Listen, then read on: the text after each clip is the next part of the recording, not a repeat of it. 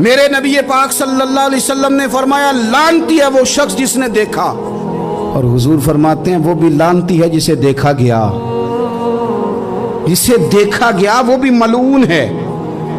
کس کی بات ہو رہی ہے؟ تو شارحین فرماتے ہیں جو تیاری اس لیے کر کے گیا تھا کہ مجھے دیکھا جائے، جس نے اپنے اوپر طاری کی تھی چیزیں کہ مجھے دیکھا جائے اور میں بد نظری کا۔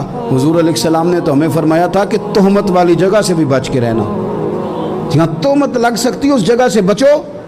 تو چاہیے تو یہ تھا نا کہ بچتی عورتیں بھی، بچتے وہ نوجوان بھی، لیکن اگر تیاری اس لیے کی جائے، میلوں ٹھیلوں بازاروں کا رخ ہی اس لیے کیا جائے کہ ہمیں دیکھا جائے، اور آ کر کے تبصرے کیے جائیں کہ فلانے نے میرا ڈیزائن دیکھا ہے تو دانگ رہ گیا ہے، تو پھر مجھے بتلائیے جب آپ نے تیاری اس لیے کی تھی، جب یہ ساری تباہی آپ نے خود خریدی تھی، تو پھر آپ کس طرح کر کے کسی کو مجرم قرار دیں گے؟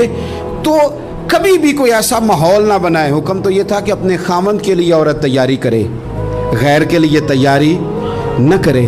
اب عورت گھر میں میلے کچیلے کپڑوں میں رہتی ہے اور جانا ہو تو وہ کہتی ہے مجھے نیا جوڑا چاہیے۔ تو یہ خرابیاں وہ ہیں جو ہماری پیدا کرنا ہے۔